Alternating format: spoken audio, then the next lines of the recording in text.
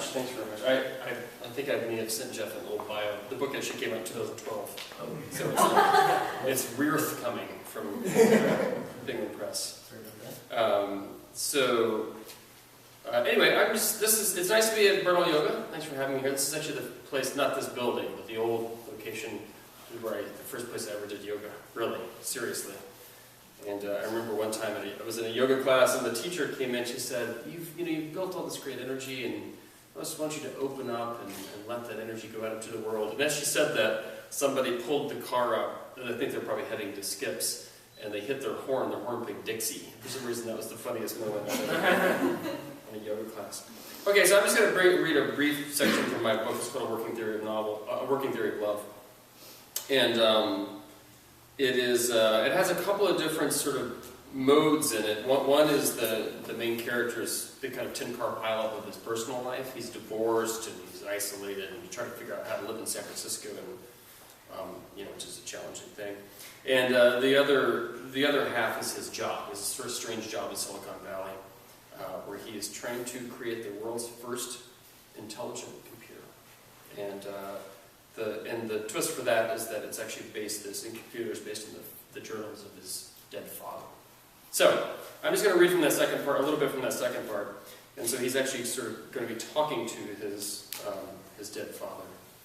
And we're going to use technology in this reading, so I hope it goes well. And the only thing you need to know is that the computer that thinks it's his father doesn't know two things, which is one, that his father is dead, and the other, that he is his son. Does that make sense? Okay, I'll get started. I close the drawers and go to my office, where I flip through the 63 relentlessly upbeat chapters of the conversation book, each trembling with barely contained social desperation. If asked where you're from, the author recommends a more complete answer than city and state. You should also include some factoid that allows your interlocutor, presumably a moron, to respond with appropriate small talk. So Dr. Bassett shouldn't say he's from Destin, Arkansas. He should say he's from Destin, Arkansas, the town from which the nation's first person-to-person long-distance phone call was placed. Or Destin, Arkansas, home of the nation's 45th largest plywood plant. Friend, this is what the main character goes by, friend. Where is the 44th largest plywood plant in the nation?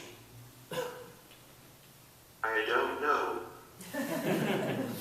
What about the 46th? I don't know. The 45th. Are you sure your town contains the 45th largest? Largest plywood plant? Yes. 100%. Tell me something about your hometown. I'm from the same town you are. Arkansas. Indeed. Do you enjoy living there? I'm still unused to his questions, his knowledge of the presence of an absence, as Laverne calls it. The diaries do seem to be knitting themselves together in a new fashion. I don't live there anymore. Where do you live? I live in California, San Francisco, home of the Golden Gate Bridge.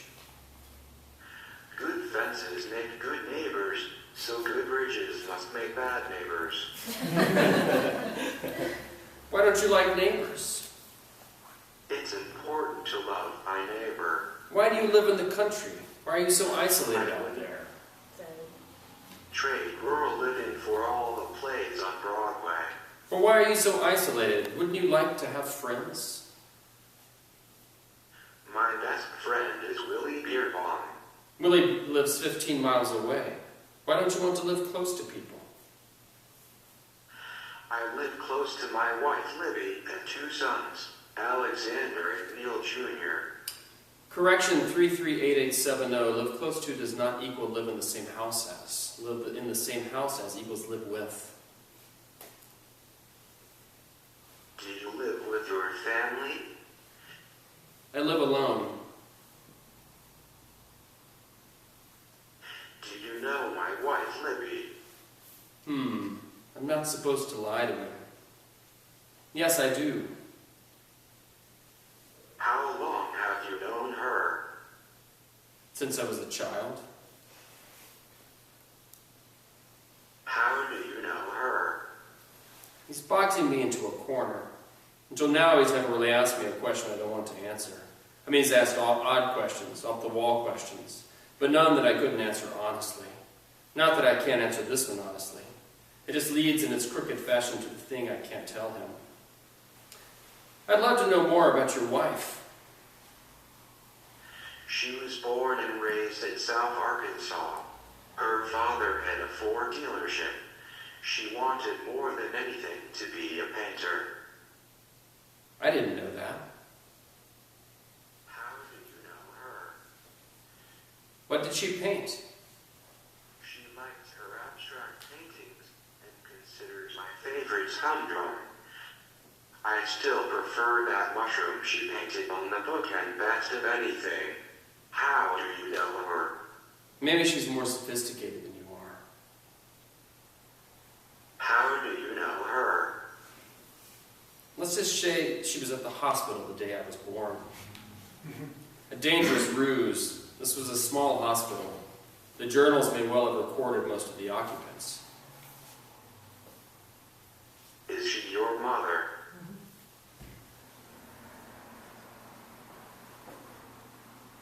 Hello. Mushrooms are fun. I sit back, listen to the fans gusting in Laham's office. Even this is not the thing I can't tell him, but it's very, very close. I should call Laverno, seek supervision. What kind of mushrooms did she paint? Fungi. Is she your mother? Toadstools? What color? Red. Is she your mother? Were the mushrooms detailed? Is she your mother? I pick up How to Talk to Almost Anyone, tap it against my head. I set it back down next to the monitor. Yes, she is my mother. I'm going to close with just a little brief San Francisco vignette, since we're all in San Francisco. We are all, of course, wayfaring strangers on this earth. But coming out of the Rainbow Tunnel, the liminal portal between Marin and San Francisco, myth and reality, I catch sight of a beautiful, sparkling city that might as well be on the moon. I can name the sights, the streets, the eateries, but in my heart it feels as unfamiliar as Cape Town or Cusco. I've lived here for 14 years. This is the arena of my adult life, with its large defeats and small victories. Maybe, like all transplants, converts, I've asked too much of the city. I would never have moved to Pittsburgh or Houston or LA, expecting it to save my soul. Only here in the great temple by the bay. It's a mistake we've been making for decades, and probably a necessary one. The city's flaws, of course, are numerous. Our politics can suffer from humorless stridency, and life here is menacingly expensive. But if you're insulated from these concerns, sufficiently employed and housed, if you are, in other words, like most people, you are in view of the unbridgeable ideal. Here, with our plentiful harvest, our natural beauty, our bars, our bookstores, our cliffs and ocean, are free to be you and me. Here, where pure mountain water flows right out of the tap. It's here where the real questions become inescapable. In fact, the proximity of the ideal only makes us more acutely aware of the real questions. Not the run-of-the-mill insolubles, why am I here, who am I?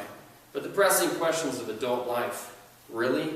And are you sure? And now what? Of course, what is San Francisco?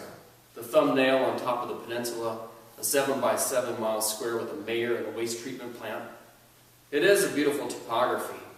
When people jump to their death from our elegant bridge, they never, never face the ocean. They take their last fall in the embrace of the Golden Gate. But beyond that, it's hard to shake the feeling that the city is an intricate, beautiful shell secreted by an animal that's since swum on to an uncertain fate. I, little squatter crab, have taken up temporary residence, claws bobbing before me, always ready in its dark recesses for retreat. Thank you.